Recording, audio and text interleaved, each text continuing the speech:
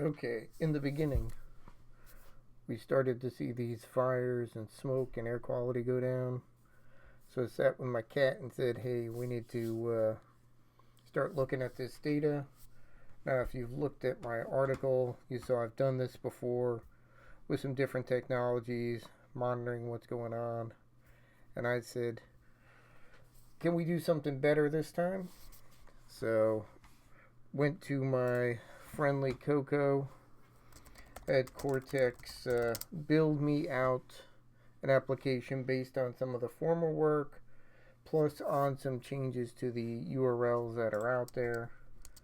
We can continue this session. I just thought to bring in the haze, since we could do image analysis and using the haze cams provided by the government, one of which is looking pretty close to me over the water in Brigantine, New Jersey. And you can see there's pretty heavy haze down here on the East Coast. And you can see, kind of makes sense for us here. The air quality has not been good. A lot of smoke coming. So with Coco, it was very easy to build out a full application that includes a script to manage, install, monitor things that are going on. So we actually have this here. Unfortunately, Coco can't grow my hair back. So we took what Coco built and I tested again, went through the prompts several times, validated, tested things, compared to the things I already had. Thank you to the government for the AirNow API and the OpenAQ API, data from APA, the HazeCam data. A lot of public government open data sources out there are critical to see what's going on, and we got to make sure those remain free so that we can always be able to track these things. So built a couple Python scripts to grab this data. Snowpipe Streaming version 2, which is very fast. Bring this data into Iceberg table. And on top of that, we got a bunch of analytics. We got Semantic View, and agent, search, MCP, dynamic tables, AI functions, alerts, 2 different dashboards, a Streamlit, and a workbook. Built a lot of stuff here. Easiest interface is Cowork, whether you're running that on a web, on a phone, in the IDE, in the command line. Just ask questions. We've got an agent here. I'll show you how we did it. That's what's going on today. This is today for me. Right now, around 10 o'clock is the last time we got the last refresh of data in. Ozone's pretty good, but PM2.5s from the fire are unhealthy. So most parts of the state here and most parts of New York as well probably should be staying inside. So if we look at the React app it built, pretty nice. We got Leaflet and OpenStreetMaps, which are great open resources. Here I'm looking at probably the main place they're running sensors is in our state university in New Brunswick. They are looking at that data, and we got links here so that if you want to go to the government site, you can go there. We're looking at different levels across the country. It's gotten a little better since yesterday.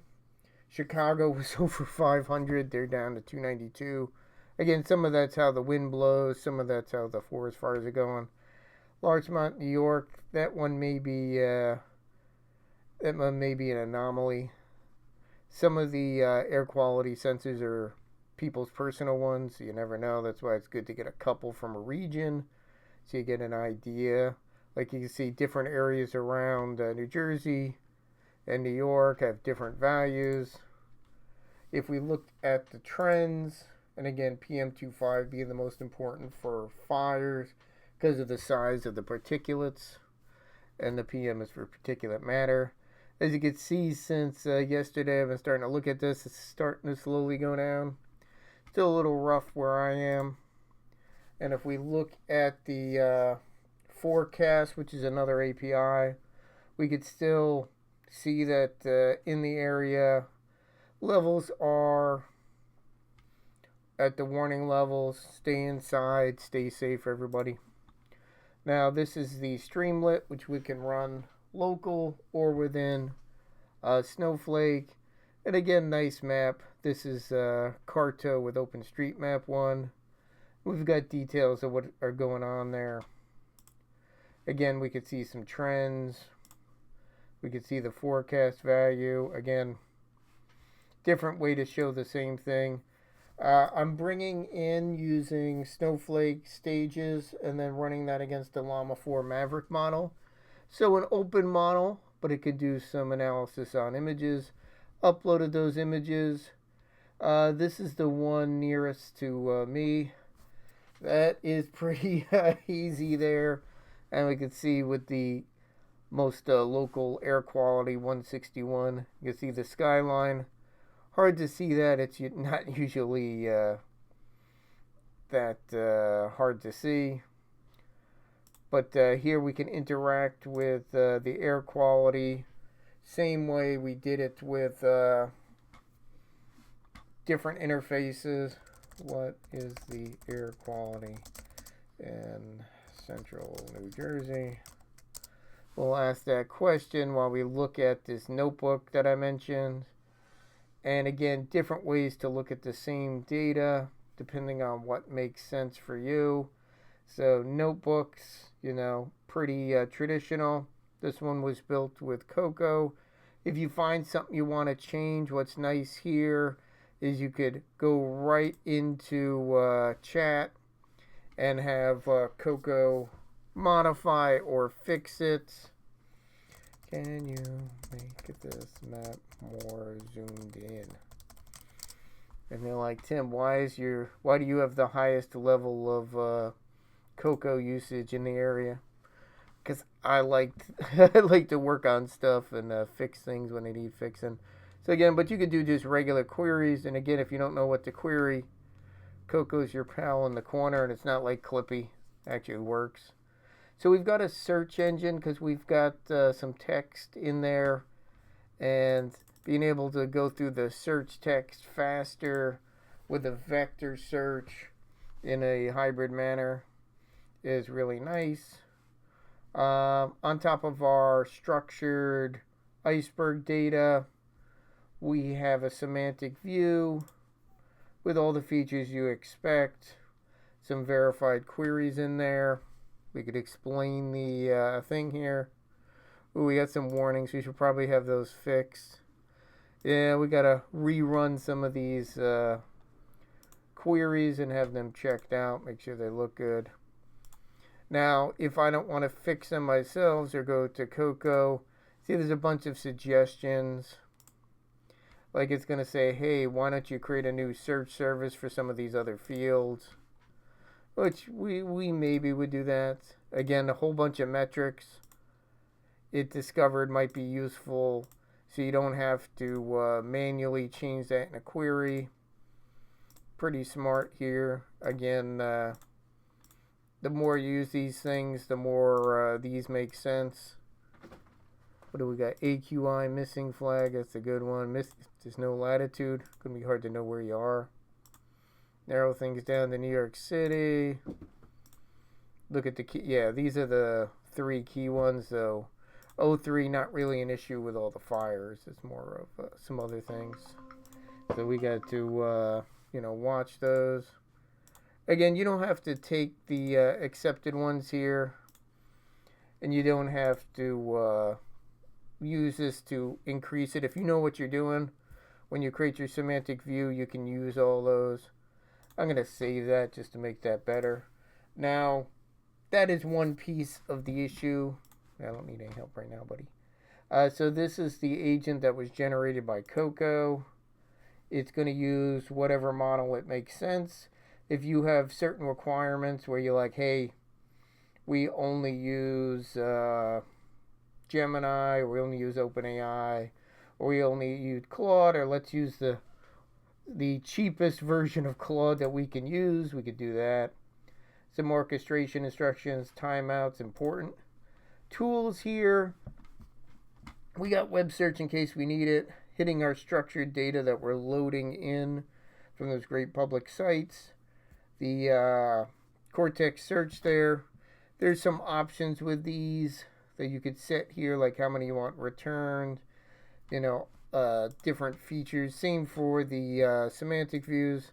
You could set a couple values like what warehouse, timeouts, different things there. Pretty easy. If you want to use any of the skills that you have already, you can add the skills. That will be more and more important.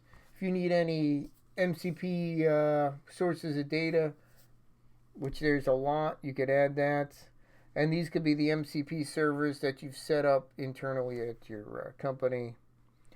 And make sure the right people have access.